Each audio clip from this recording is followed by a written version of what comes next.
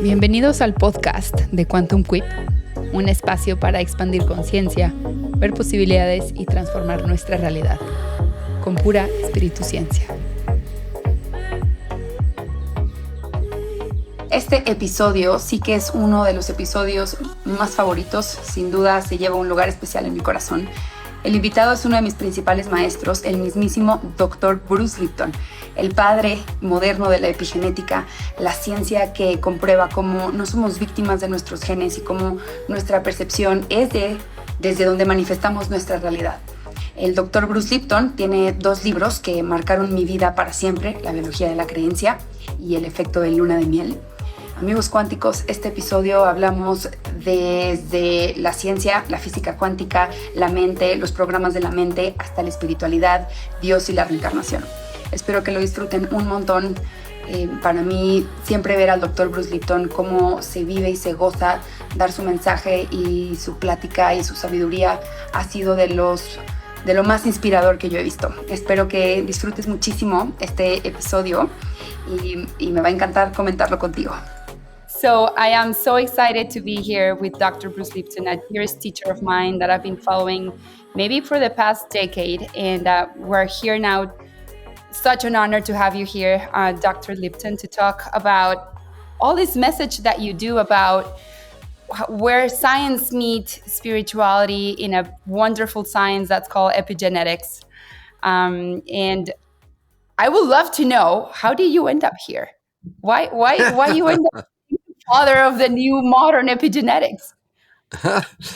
Mariana, first of all, I want to thank you and Nicholas for this opportunity to talk to this wonderful community that you have here, because the world is in a state of upheaval. Everyone can see that chaos is going on everywhere. I just want to make a very simple point, is that this chaos is necessary. We need to do this. You go, what do you mean? I say, right now, if everybody's just stayed the same, civilization, the whole planet just stayed the same, it takes 1.6 planet Earths to provide the resources. Well, clearly, we don't have an extra 0.6 planet. And it comes down to a very simple logic. It says we cannot keep living the way we are living because we're destroying the environment. And we are the environment. So, in the church, we get the Genesis, and they say, well, God created the planet, then God created the water, and then God created the plants, and then God created the animals. And then later at the end, he says, okay, I'm going to create some people. And that gives the idea that we are separate from nature. And the fact is, no. We came from nature. We evolved from nature. The point is, we are nature. And a very simple understanding is that we have to learn to live in harmony with the planet. And we've been destroying the environment, taking all the resources out and polluting the air, the water, the ground, and poisoning our own environment, the way we are living. According to NASA, which is the big research in the United States, NASA, the science people, they have told us that civilization as we know it today, in the next 2 decades, will collapse. And it's irreversible, meaning it's not going to get better. It's just going to collapse. And the reason is simple. We cannot sustain ourselves by using the resources that the planet can't give us. And so the point is very simple. We need to create a different way of life on this planet. And to do that, we have the structure that we have now, the civilization, the governments, and the way we run things. This is what's causing the problem. So very realistic and very simple is this. We can't do this anymore. We can't live this way anymore. And so the old way has to come down and a new way has to come up. And it's very interesting because in the current version, the Northern Hemisphere seems to have power over the planet. In the coming version, the Southern Hemisphere will be more in charge, which includes South America as a very big place to be doing this. It's other countries are going to take over. And this is why I want to thank you for letting me be on this show, because there is a collapse. But I don't want people to be afraid of the collapse, mainly because if it doesn't collapse, then you have to be very afraid, because it's not going to last but 2 more decades. So we need a new way of life. And that new way of life comes down to the fact we have to understand some of the things we believed in and created a life based on these beliefs are totally false. The idea that genes control your life. I say, what does that belief mean to an individual when we teach them genes control their life? Well, as far as they know, they didn't pick the genes. If they don't like the characteristics, they can't change the genes. And then we add, and the genes turned on and off by themselves, which means they had no control. And I say, people are walking around that they are victims of their heredity, victims of the genes that are running in the family. Things like cancer. Oh my God, there's cancer running in the family. I can get cancer. Well, for fun, and we'll get into this, there's not one gene that causes cancer. There's no gene that causes cancer. And I go, then where's cancer coming from? Well, 99% of disease has nothing to do with genes, but it has to do with how we are living, our beliefs and our behavior and our culture. This is where the problems are coming from. And I say, these are it's really good news. I say, what do you mean good news? I say, well, if genes controlled us, we can't do anything. We're just a victim. But if we can change the world, if we can change how we behave, if we change how we respond to the environment, then we are controlling the genetics. So the old story, genetics, is moving to a new science called epigenetics. Now, it sounds the same. I say, this character is under genetic control. That's saying what people believe. The gene controls the character. The new science is called epigenetic control. Epi means above. So we call skin epidermis. I said, what does that mean? Well, just below the skin is a layer called dermis. And skin is above the dermis, so it's called epidermis. Well, when we say epigenetic, it means control, epi, above genes. The control is above the genes, not in the genes. I go, what does that mean? Well, the genes are controlled by the environment, but more importantly, how we see that environment, how we perceive the environment controls our genes. I go, so what's new? I say, the old story, victim. You got the genes, they turn on and off, you have no control. The new story is, no, we control the genes. And if you understand that, then you have power. The belief you grew up with is victim. The new science is, no, master. You control your genetic activity. And if you understand that, then 99% of disease on this planet would disappear, because it's not due to genes. And so this is an important message, and especially to get to the Spanish-speaking world, which is a very large part of the world, and especially Southern Hemisphere, okay, because the evolution is going to change the control of the world a bit. And the countries that have been outside that control are going to not just come in, but take over the control. So like the U.S., go down the hill, but Brazil, Argentina, all the countries there, especially the Spanish ones, because that's what we're talking to, they will be controlling the future. But to control, you have to have knowledge, because knowledge is power. Okay? So this is an important time of, how come we don't have power? Because we gave it up when we thought we were victims. And when you're a victim, that means I have no power. I am powerless, no power. And I say, well, if you believe you're a victim, what will you do? And here's the problem. You will pay anybody to help you get power back.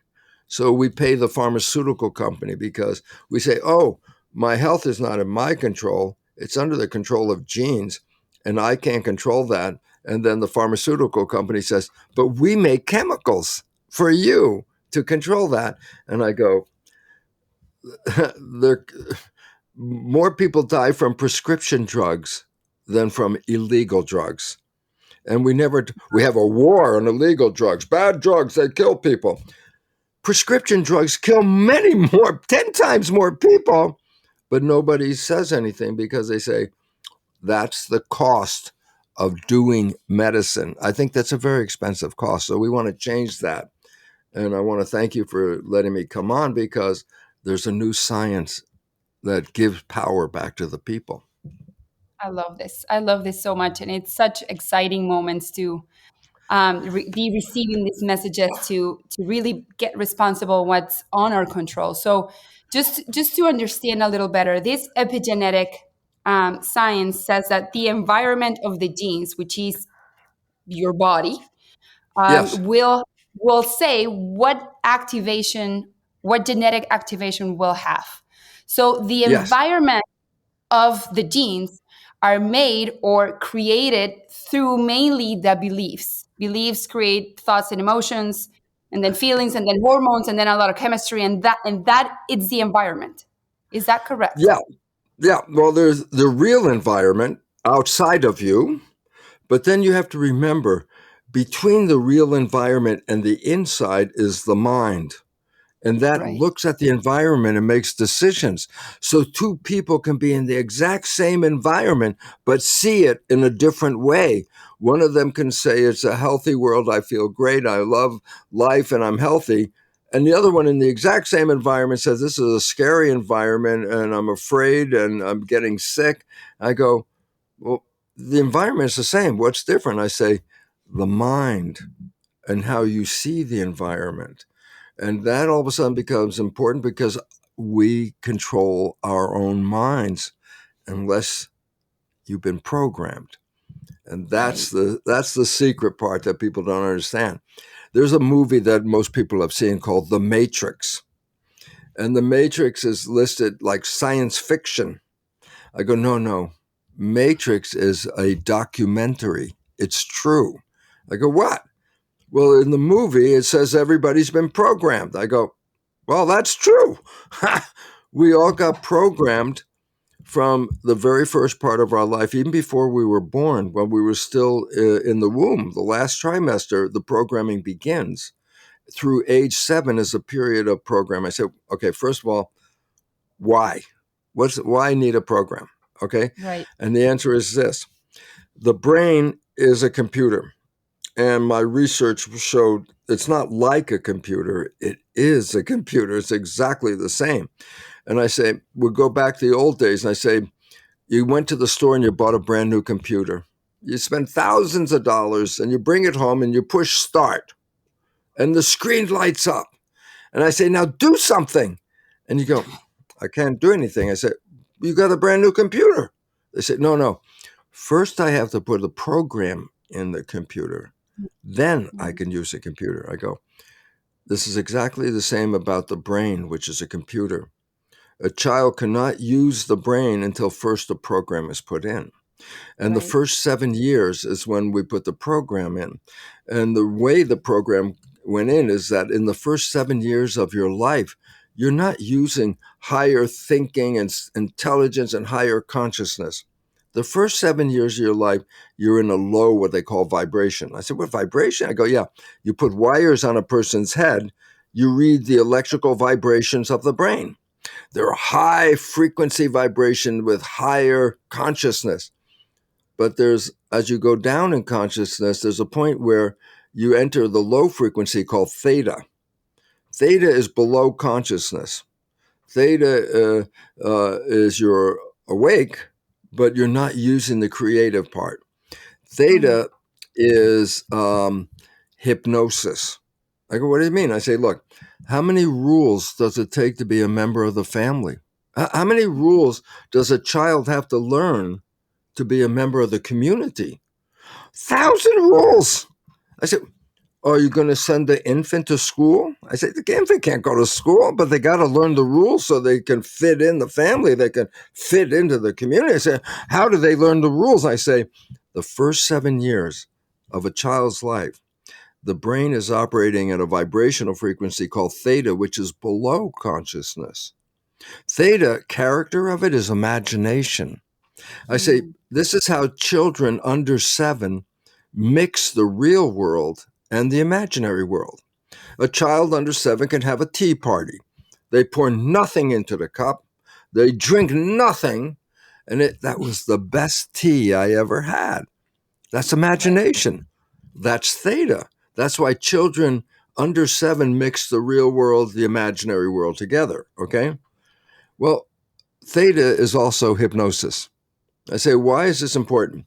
Well, I need to learn the rules. How should I be a functional member of a family? How can I fit into the society, the community? I say, you got to have rules. I say, how does a child get the rules? I say, the brain for the first 7 years is in hypnosis. It just watches. It watches the mother. It watches the father. It sees the behavior. But in theta, not only does it see the behavior, it downloads the behavior into a program. Wow. As a boy, generally, we watch the father. And we take that program and say, that's what boys do, generally, okay? Women watch the mother. That's how mothers behave. I say, then, you got programmed how to be a father, how to be a father. You got programmed how to be a mother. Where'd you get the program? From your father, your mother. I go, how'd you do it? I said, you just had to be a kid under age 7 and watch and to download it. Now, wow. In my particular case, my mother and father had a dysfunctional relationship. And in my first 7 years of learning how to be a father, I downloaded hypnosis, my father's behavior. And now that's a program, okay? And since my father had a dysfunctional relationship and I downloaded his behavior, what do you think about my life? For the first 50 years, I couldn't get a relationship because my behavior was programmed after my father, and no woman in her right mind would want to live with me with that behavior. Boom, no behavior. So the first 7 years is programming, and here's the important part. After age 7, 95% of your life is coming from the program. I said, wait, where else could it come from? I go, the program's subconscious. That's the main part of the brain. There's another new development of the brain called the conscious mind. So we have conscious and subconscious. Subconscious, by definition, sub, below. So when the programs are playing, you don't see them. So, for example, right now, your body is keeping 98.6 degrees Fahrenheit temperature. It's digesting food. It's moving the blood. There's blood pressure. There's all kinds of things. I say, that's not in your thought, but it's controlled by the brain, not with your thought. So it's below your thought. It's operating without you even seeing it happen. You can't see it, okay? So here's the point. The first 7 years, you use the subconscious, which is the program. It's the hard drive that goes into a computer. But after age 7, you can type on the computer. Conscious mind is the one that adds information to the computer. Conscious mind is creative. Subconscious mind, program. Conscious mind, creative. I say, yes, the conscious mind has wishes, desires, what you want. And I say, Mariana, tell me what you want from your life. The answer is not coming from a program. The answer is coming from the wishes and desires, conscious mind. So conscious mind is creative. Subconscious mind is program. Okay?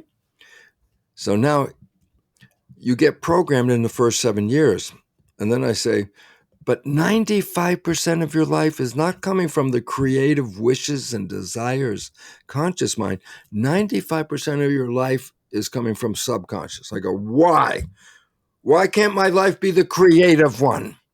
I say, because the conscious mind, which is creative, can do two things. It can imagine your body's a car, a vehicle with a steering wheel, okay? And I say, when the conscious mind is driving, it's looking out the window. And it's driving where? Wishes, desires, what you want. I'm driving to where I want to go. And then I say, but the conscious mind can think. And you go, what does that mean? Well, thinking is not looking out. Thinking is looking in. A thought is on the inside. It's not out here. So I could ask Mariana, I could say, today's Tuesday. What are you doing on Thursday? Now, in a moment, she can give me an answer. It's not written. She doesn't have it on a piece of paper.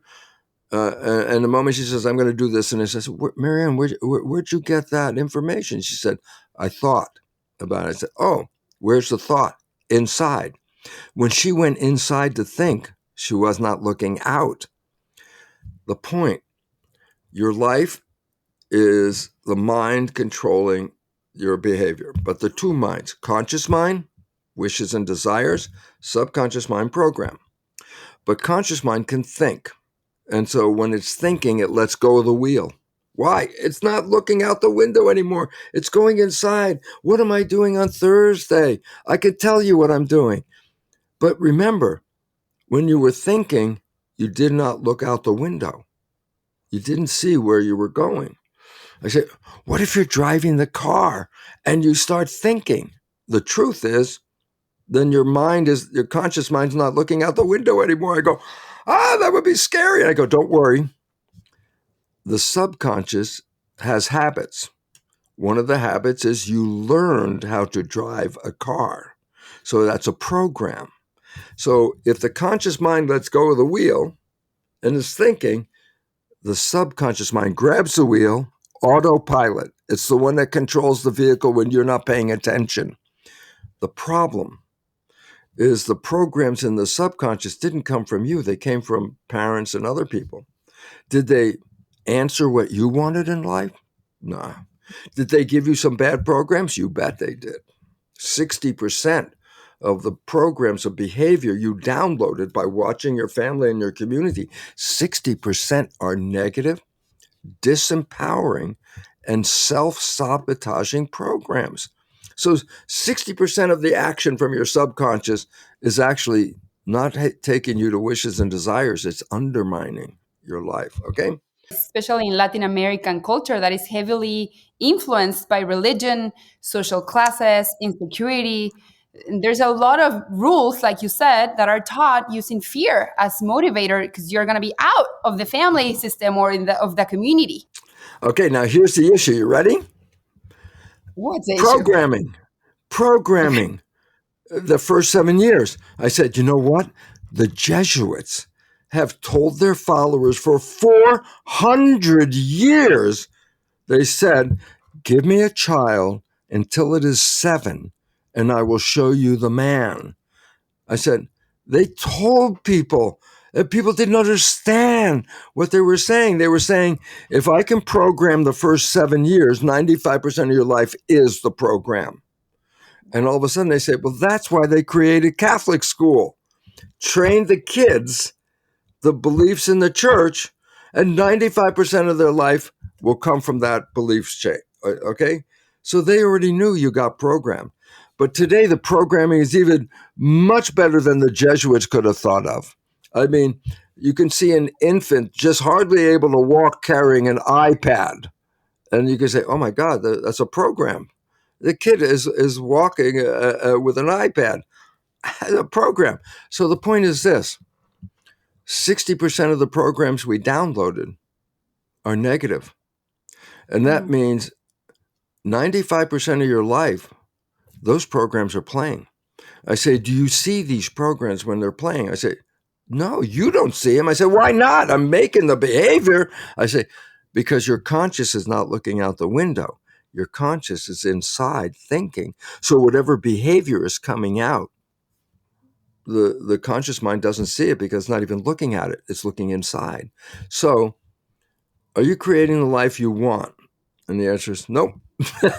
You're creating the life you were programmed to create.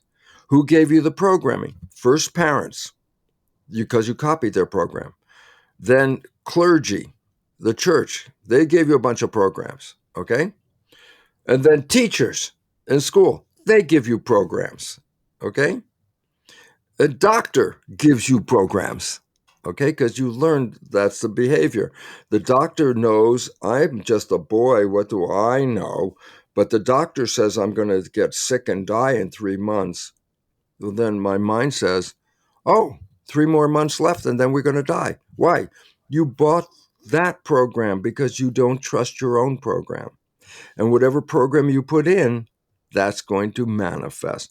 Put in a good program, you got a great thing going. Put in a negative program and you're going to destroy your life. And I go, wow. Uh, I'm very partial to something. I hope it doesn't offend the audience, but I was a scientist and not spiritual. I was a scientist, genes and cells and proteins. But when I understood the nature of how the cell worked, I recognized that the body is like a television set. And the cells have antennas, just like television antennas. And it's picking up a program. I say, where's the program coming from? I say, when you're watching a TV, where's the program coming from? It's in the air. And the antenna picks it up and brings it in. Our cells have antennas for a program that's called spirit. In physics, it's called the field of energy. No two people have the same set of antennas, so no two people are receiving the same spirit. So the body is like a television set, and I am a spirit playing and picked up by the antennas, so I'm playing on the show on the TV. So Mariana is watching the Bruce show on my TV called The Body. I go, but when you're watching a TV and the TV breaks, we say TV is dead. And I go, yeah, TV is dead. It's not working anymore. But the question is, well, the TV died, but is the broadcast still there? Of course it's still there. Get another TV, plug it in, and when you tune it to the station, the show is back. I go, right. Oh my God, what does this mean? Well, I was not spiritual, but the moment I understood about the antennas called self-receptors, and that the broadcast is what's picked up, and I'm a television set playing the Bruce show. If my body dies, my broadcast is still here. But if another body shows up with the same antennas, I'm back, but in a different TV set. Does it make a difference, male or male, female? I said, no, that's a TV. That's not you. It doesn't make a difference if it's brown, white, black, red, yellow. I said, no, that's a TV. That's not you. You are the broadcast. And the moment I saw that, I said, oh my God, I can't die. I'm not even in here. I'm playing in here. And all of a sudden, my life changed upside down, because the first thing I recognize is this. I am a broadcast. In physics, we call it a field. In religion, which I don't use, it's called spirituality, okay? Right. We're all spirits. And I say, well, what about that? And I say, nobody can disconnect you from God. We're all receiving a broadcast from the same network. It's sort of like, the radio where you can turn the dial and go from one station to the next station. Well, each human is a station on the broadcast called God. Each of us is a little piece of God, but each of us is a creator. Each of us is a creator. We're creating our life by the information coming in and the programs that we have, okay? There's a little secret that I got to let out because, as I said, I'm a spiritual person, but not a religious person. Religion, to me, is the business of spirit. Right. Okay? Now, I love it because here's how they sell it. First, they make you afraid, and then you will buy whatever way I can be safe. Medical people, we got disease, but you can buy. So the new church is medicine. If people are sick, they have a choice. You want to go to the regular church? You want to go to the medical doctor? The answer is, we're going to go to the medical doctor. I go, oh, so your belief is now not at the church. Now your belief is in the medical doctor right over here. So I go, why is this so important? Because the medical profession did this, but the church did this as well. I said, what do you mean? They created something called hell. Dante's Inferno. And they taught people, this is what it's like if you screw up. You're going to burn. You're going to die. You're going to be scary, scary. And people go, oh, how do I get out? Well, first they gave you the scary. Then they say, but if you come to the church and you give us 10% of your income, we will help you get back to God. I go, wait a minute. I could never be disconnected from God. I'm a piece of God. But once you believe you are a victim, whether it's a disease or a victim, what they call a sin, you have to pay to get out. And I go, they created this. Right. There's no hell. That was made up. But it scared people because they went to the church because church had knowledge. And they had knowledge about real things. And if you have knowledge about real things, this is good because you can protect yourself, you can stay healthy, you can take care of yourself. But what if they give you knowledge about something that's not true? Then I say, you're going to live by that, whether it's true or not. I go, well, if that's not true, then whatever you're doing from that belief, that's not true either. You believe in hell, you go to church because they promise you can go to heaven. The idea that even an infant, the moment it's born, is a sinner. It's like, wow, they didn't even give you a break to sin. You already came in with a sin, so you already need them from day one. And the idea about it is this. It's a belief. And if you believe it, your belief is translated by the brain into signals that control the behavior. If you believe in love, the brain takes the vision of love and turns it into wonderful chemistry that goes into the blood. And it's the chemistry in the blood that controls your behavior and your genetics. So when I'm in love, I release wonderful chemicals from the brain that sees love and translates it into dopamine, pleasure. That's why we want to be in love. When you're in love, the chemistry of pleasure is now in your body. That feels great.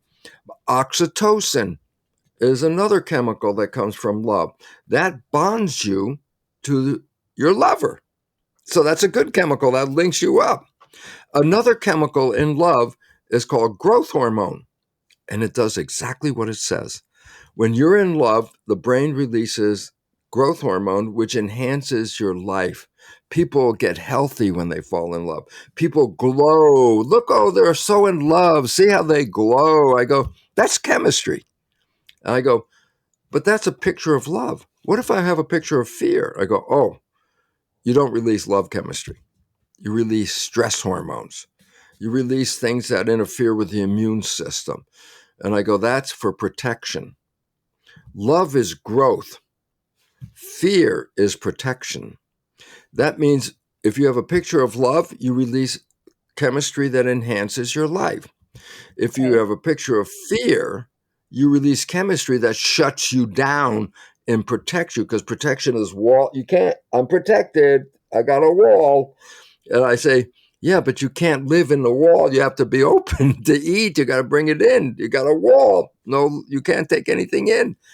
Point. Each vision, love, anger, jealousy, fear, whatever these are, the brain translates that picture into chemistry. That chemistry then goes into the body, and it's the chemistry that controls the genes. So if you change the picture in your mind, you change the chemistry of the body. And all of a sudden I said, that is where your power came from. Because we said, no, that's all controlled by genes. I go, no genes control this. The mind controls this. And therefore, your program you grew up with determines the character of life. And that's why people end up like their parents. Why? They got the program from the parents, downloaded, and 95% of their life comes from the program. They become their parent.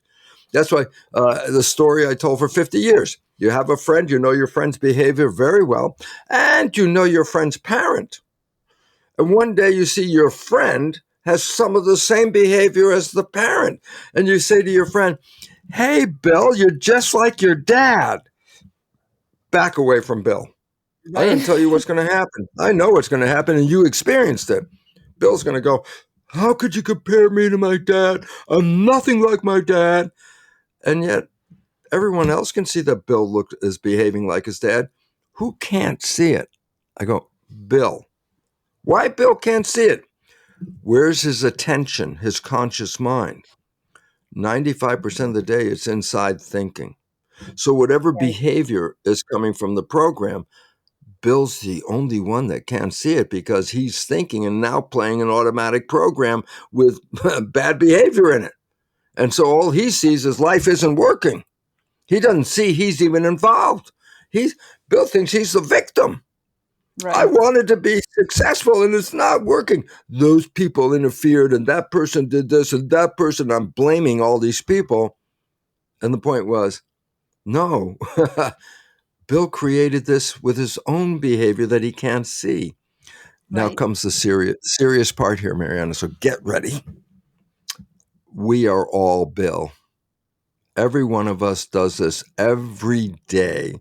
We're playing 95% of our life from the programs that we downloaded from our parents. These programs not just control our behavior, they control our health. So, for example, cancer, there's not one gene that causes cancer. There's no gene. You got this gene, you got cancer. Nope. Even the one that scares women to death, the breast cancer gene, BRCA gene. I go, half the women that have the gene never get the cancer. I say, stop for a second. I say, what does that mean? Well, then the gene doesn't cause the cancer, because if they have the gene, they didn't get the cancer, then the gene didn't cause the cancer. I go, no, it was the behavior that caused the Right. cancer. Where'd you get the behavior from? You download it from your parent. Guess what? The behavior is passed from one generation to the next generation to the next generation. So there's cancer running in the family. The grandmother got it. The mother got it. The daughter finds out she has the gene, breast cancer gene, immediately from the belief system. I have the cancer gene. I'm going to get cancer. So someone as beautiful as Angelina Jolie, her mother died of breast cancer. Her grandmother died of breast cancer.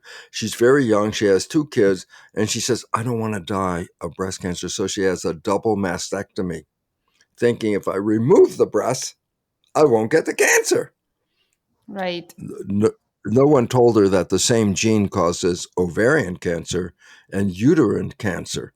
So if you really wanted to avoid it, Angelina, not only do you get a double mastectomy, you get rid of your uterus and your ovaries. And that's the belief system. And she did that. And I go, what was the point? There was no gene that caused that.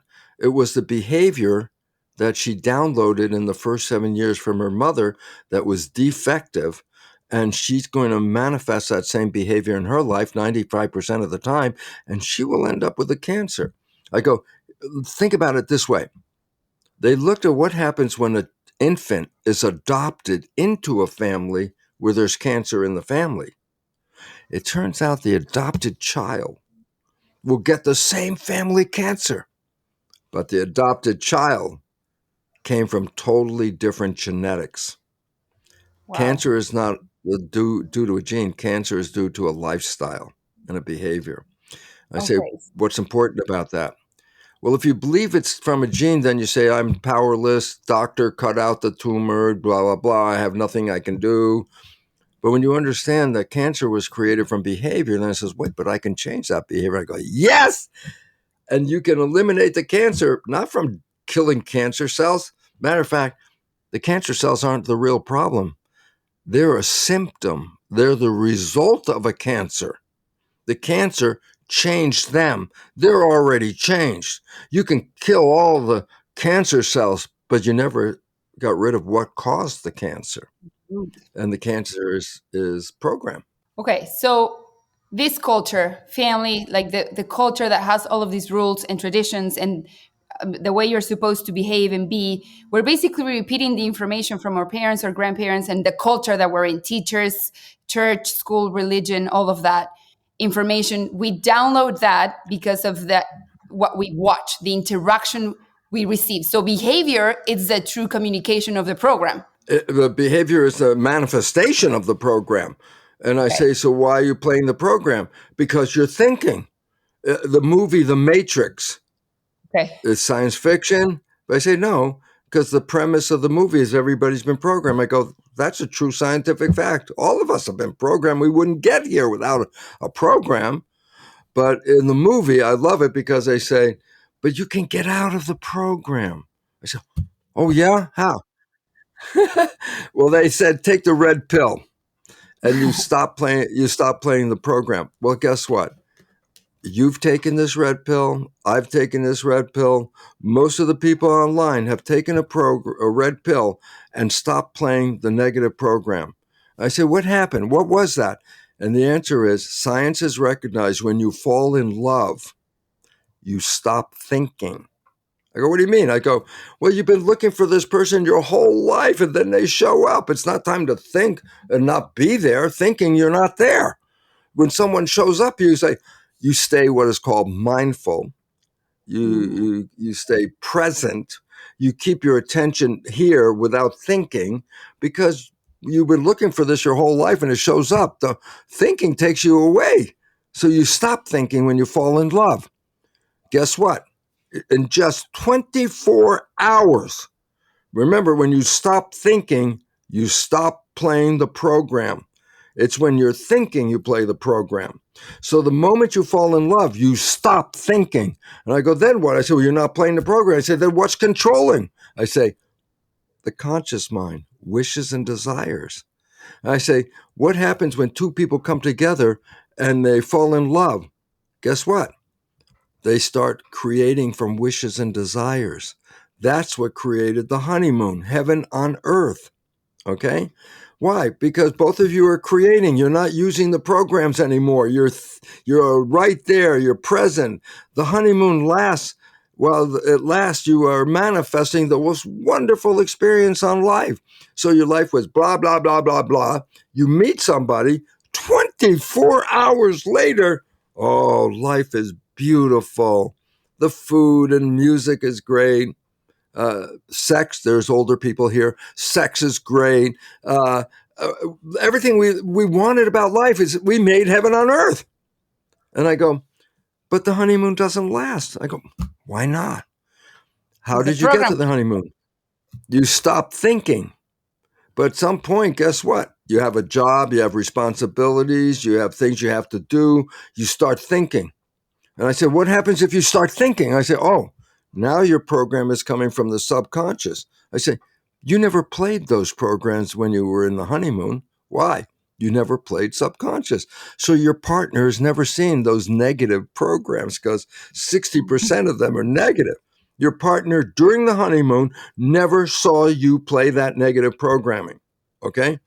But once you start thinking, the program comes up.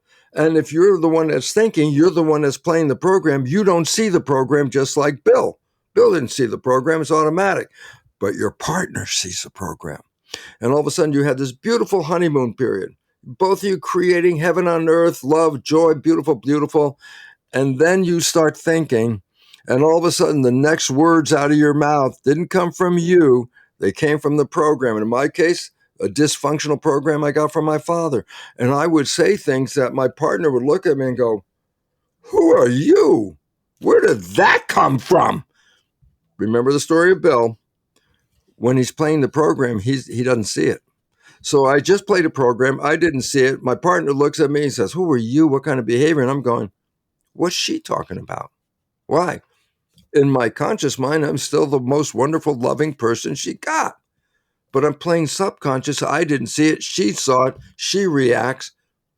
And then at some point, both of us are starting to play the programs, and all the negative stuff starts to show up, and the honeymoon is gone.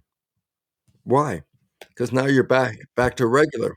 Okay, so it's to a point, it's sort of inevitable that all these programs are going to come to the surface. They do. Because we think, right? Because we have a job and we have to make agreements. And in the retreat right now in Mountain Shasta, it came to a point, right, of like, oh no, the partner is supposed to sort of activate those beliefs for you to notice, for you to be aware of the information you have, and decide to reprogram that. So in this community, we do a lot of hypnosis, but I would and meditation. But I would love if you can talk about the reprogramming tools and what do they do? Yeah. Okay. Well, let's start with this. You were programmed from before birth through age 7. How did that program occur? I said the brain wasn't working at the higher vibration of consciousness. It was just below consciousness, which is a vibration called theta, and theta is hypnosis. You want to change the program? Get back into theta because that's hypnosis. I go, do you have to go see a hypnotherapist? I go, no. You know why? Remember, it's a lower vibration than consciousness. So when you go to work, you're at the high vibration. There's a name called beta. That's high, like schoolroom work. When you come home and relax, the vibration slows down. So it's calm consciousness called alpha. But the moment you fall asleep, consciousness shuts off, and the next vibration going down towards sleep is theta.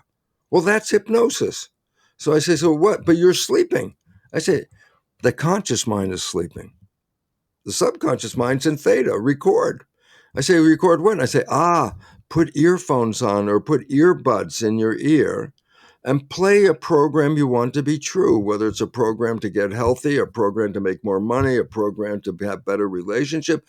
You put that program on. I say, when you first turn it on, you're still awake, so you can hear some of the program. But the moment you fall asleep, conscious mind doesn't hear what's on, it's sleeping. The subconscious mind is in record. So whatever is coming in while you're sleeping, the conscious mind doesn't get it, but the subconscious mind is recording it. So you Okay. put the earphones on every night, and it takes a bit of time because it's not in theta for a long time. It's in theta for a short time because the next vibration is even lower called delta, and that's sleep. You're not even there. You're out of body. You're not even there. So the whole important understanding is that the first way you got programmed, the first 7 years, you were in a state of hypnosis. You can get into that state every night when you go to sleep because the moment the conscious is sleeping, you're in theta for a period of time. And whatever's coming through the earphones is going straight in to the subconscious program. Okay. And then that's how you did it for the first 7 years. But I said, but wait, you also got programs after age 7. You learned how to drive a car. You learned how to play a music instrument. You learned how to play a sport. I said, how'd you do that? And I go, practice. That's the second way of making programs. Repeat something. A habit is a program. How do you make a habit? You repeat something over and over again. So you want to change your life, then create a new way of looking at life and repeat it. Like I love Right. they call it fake it till you make it. That's a new age. And I go, what does that mean? I say, well, let's say you're not happy all day long. I say, then all day long do this. Say to yourself, I am happy. I am happy. I don't care what's going on. It doesn't make a difference. I want you to repeat. Just repeat it to yourself because repetition is what makes a habit. If you Okay. repeat it enough times, the subconscious will get a program, I am happy. And I say, well, then if 95% of your life is coming from that program, that means that 95% of your life you're going to be happy because that's what the program is. Okay. So, first way, hypnosis, theta.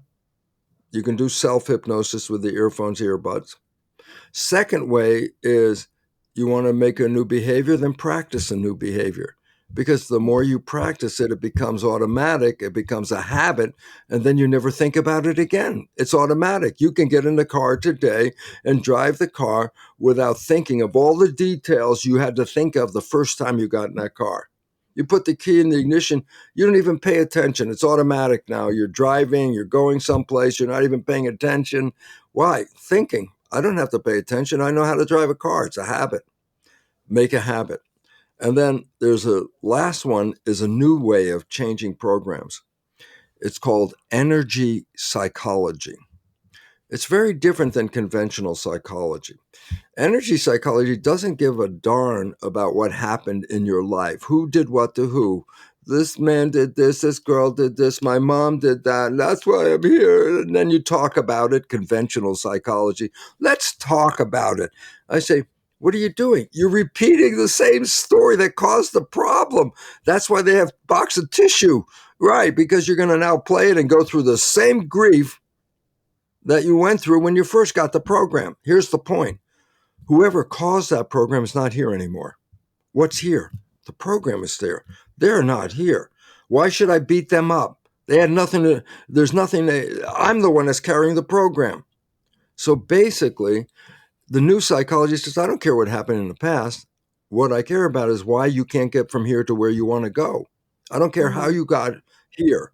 But if you want to go somewhere and you're working and it's not happening, I want to be healthy. Everything I do, I work, I do all the things. I eat the right food, I do all the right exercise. I'm still not healthy.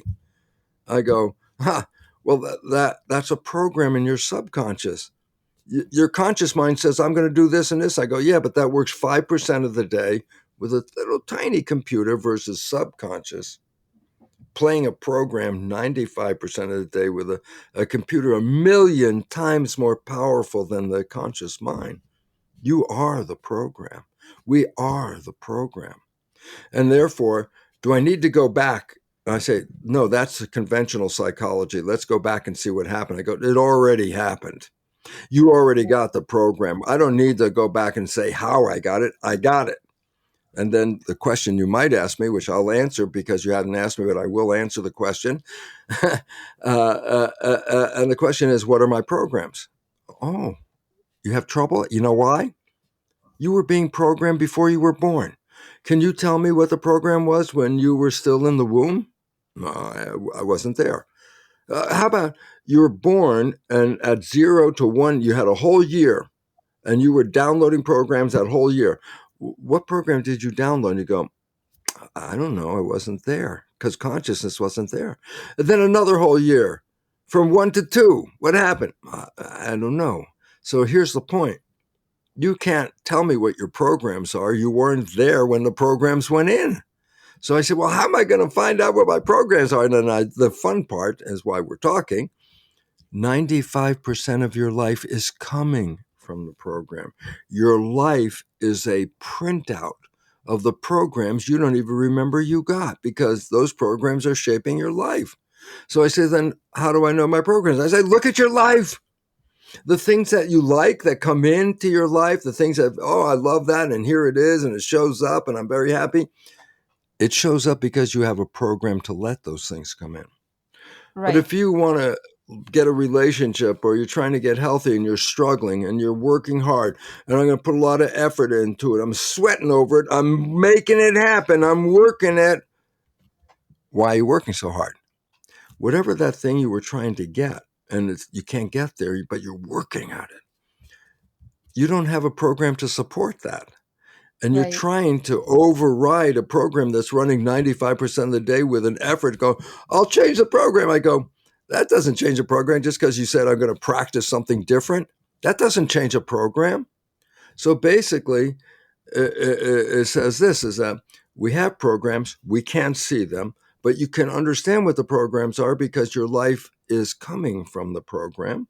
Then you look at what you have, and I say, this one isn't working. How do I know? I'm trying hard to get there. I'm working so hard.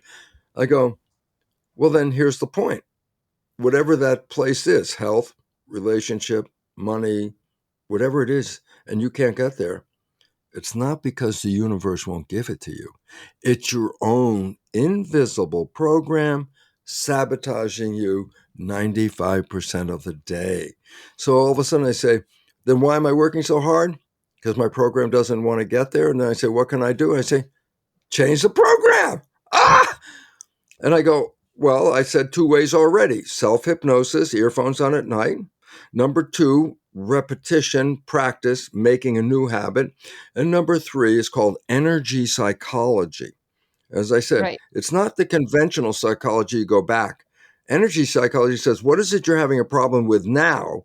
And let's rewrite that program so from now to the future, that program isn't there. And I go, yes!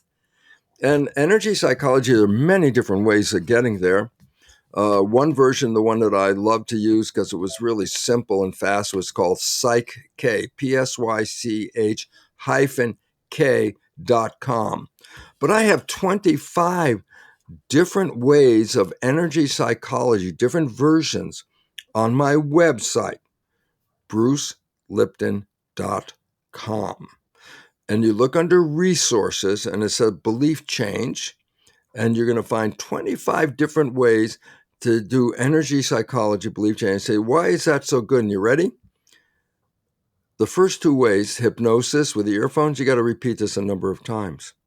The second way, it automatically says you got to repeat it because you were making a habit, so you have to keep practicing it. Energy psychology is the miracle. Why?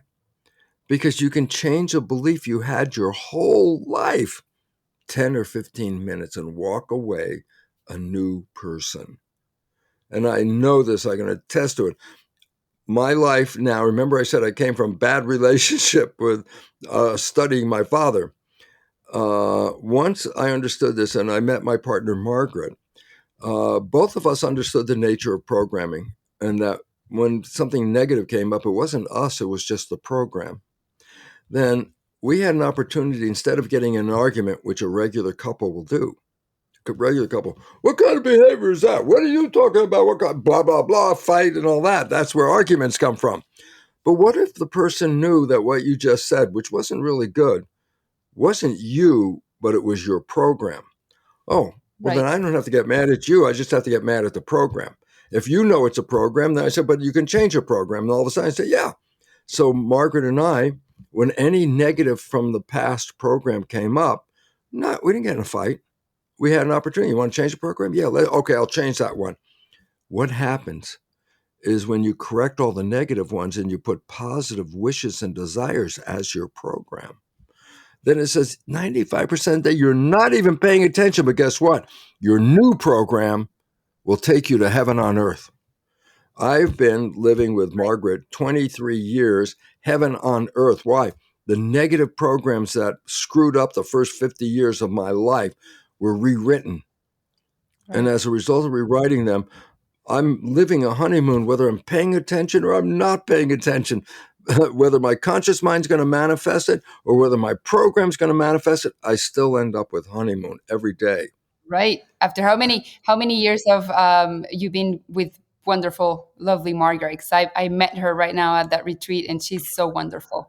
Well, I'm a lucky guy, but because both of us knew the nature of programming and to separate the program from the spirit. Bruce's spirit is not reflected in the program that he had. Okay. Listen, important. I'm not a religious person. I told you I'm a spiritual person, but there's one important quote from Jesus that is so important that I have to say it. Ready? And it's apparently the last thing he said. He said, Father, forgive them. They know not what they do. And I'm going, story of Bill, story of us. Why? When we're playing those programs, we don't know we're doing that. And if somebody comes up and is playing a bad program, is it their spirit that is creating that bad program, or is it the downloading of the behavior that is the bad program? Oh, it's not them, it's their program. Oh, I don't have to hate them. I can forgive them. It doesn't mean I'm going to stay around and be abused by their program, but I have to distinguish what Jesus said. That person didn't know what they were doing. They were doing it out of a program. Should I get angry and curse them? I go, they didn't even know they were doing it themselves. How can I curse them? So the idea is, as I said, Margaret and I, in that relationship, when the bad programs came up, we didn't get into a fight. We got into a discussion. If people would learn to do that, then all of us could get out of the negative programming. But if you get into a fight, you just make the programs worse at that point. This is what we have to learn. And so if you're looking for a relationship and it's not working for you, stop blaming those other people. Start thinking about, what kind of behavior are you playing? What was your parent like? Because pretty much that's going to be similar to what your program is going to be like. Even though you don't believe you have a program, you're going to play their program 95% of the day. And I want people to understand this, because big program is we are victims. We are sinners. That's a religious program, okay? And I go, wait a minute. If I'm a sinner, then you've condemned me to your creation you created called hell. What if there is no hell? And people, one of my dear friends who I lecture with is Anita Morjani. Oh yeah, I And she love her. wrote a book called Dying to Be Me. And Yeah. she had a near-death experience. And when she left, she resolved the issues that gave her the cancer that was killing her. But one of the quotes in the book is something like, "What happens on earth stays on earth," meaning while you're here living, what happens, that's creating your life. But when you pass on, you're out of the body and you're into the spirit. That doesn't go with you. That was here. That was a play. You're out of the play when you get out of the head out here. And that was so important because it said, no, there is no place they're going to dump you into the fire pit because you screwed up. You screwed up because of programming. I can't blame your spirit. Your spirit didn't make the program. The program was downloaded from other people. Your spirit is a free energy, a consciousness, a desire to live the heaven on earth. And to me, it's so profoundly important. You know why? Because when I understood my body's like the TV and my spirit is the broadcast being picked up by my antennas, I realized I couldn't die. So the fear of death, that was the first thing that disappeared. Why? That went away. It's not forever. I'll die, I'll come back. Reincarnation. Why? The broadcast is still here. I just need a new TV set. That's all. Okay. But I also started to recognize the other part about this. Why am I here? Because when I first, remember, I wasn't spiritual. And when the first mechanism, when I saw, oh my God, these proteins are receiving a signal, and it's the signal who I am. I'm a spirit, but I have a body. My science mind said, why have a body? Why not just be a spirit? And 50 trillion cells in my body. I always laugh. I call them Jewish comedian cells because in Jewish comedy, when someone asks a question, you answer with a question.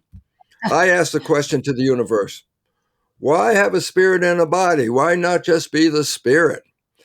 And the cells welled up and answered with a question. They said, Bruce, if you're just a spirit, what does chocolate taste like? I love this. Now, that's so deep that you actually have to think about it. It's like, wait, this means that I don't get to experience anything Without the body that without gives the us body. sensation. The body, you can write an essay about love and never have fallen in love. It's a consciousness. Yes, love is blah, blah, blah, blah, blah. And I said, but if you never fell in love, then you don't know what love is like because there's a physical experience of love, but the body is what takes the chemistry of love and makes a physical experience about it. So my body is like a virtual reality suit. When I get into the body, I can feel, I can smell, I can taste, I can see. And all of a sudden it's like, wow, that's because of this machine called a body that translates the experience into vibration, which goes back to my source. Okay. And all of a sudden I started to realize, I said, oh my God, wait a minute. I came here to have sensation. I go, yeah, but without a body, you can't feel love. That's a fact. You can't taste chocolate. You can't see a sunset. Why? That's the manifestation of these receptors, okay? And then all of a sudden I started to go, so I came here for sensation. I go, yeah.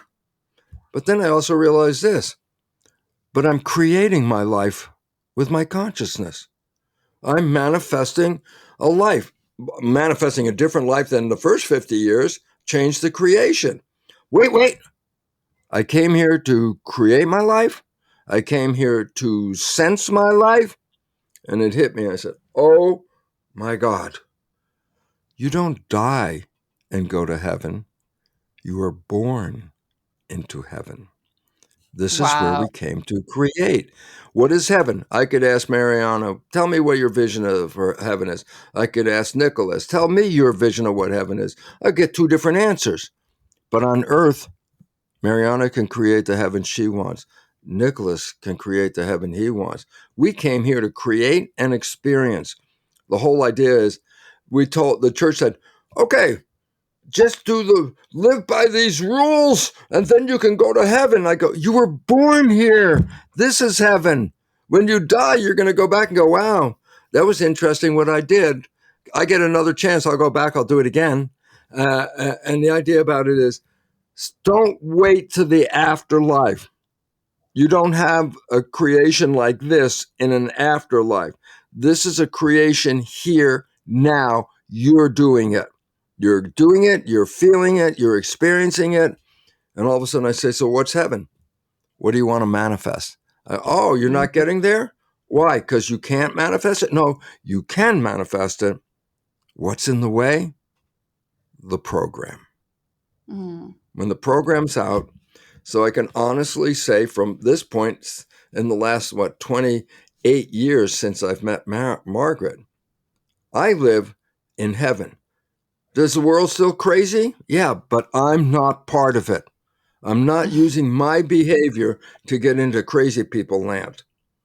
I only surround myself with other people who also have empowered their lives to create it. Because when you're in a community of people, they will support you. If you're in the community that is doing what you want to do, then their energy helps you get your energy. And so the idea is this is a place of creation. It's a gift. Boy, it is a gift to be here. Walk out of my house right now and see the forest, see the trees, the clouds, see the flowers, see the bees. Oh, man, that's like, what a beautiful creation this is. I'm creating in it. Did I create this the first 50 years? No. I can show you where all the problems were. Why? Because I created the problems. Change the belief, change the program. I'm free. And I want this for all of the followers here, Mariana, because that's what your mission is very important. Because your mission is to educate and awaken people. And so I want to thank you for letting me have an opportunity to stand on this soapbox, they say, and talk to the people about you're so powerful and you don't understand how it works. Knowledge is power. And Mariana's job is to provide her audience. Nicholas' job, same thing, provide the audience with knowledge that empowers them. I hope during today's program you start to see a little bit that I want you to be empowered. Why? I trust you more than I trust the government. The government is people serving themselves. All people around the world want the same thing. Peace, safety, food, a place to live, a job to do. We all want the same thing. And yet they divided us up. They gave us different programs. We fight, we clash, and heaven had turned into hell. But heaven is a place of creation. You want to create hell? That's a choice. You can create hell. Most of us are. But you can change and create heaven and live it every day. Well, thank you. Thank you so much, because you do inspire us to, and gives us all the knowledge as well. Like the knowledge with the inspiration that you give is just a little bit of heaven, of your heaven, that we can actually be of that. And I love this. I want all of people to be in heaven because they'll treat each other in a different way. Right. They'll recognize we're all a piece of God. No one could separate me. I don't have to pay anybody to be connected with God because I never got disconnected from God because I'm a spirit.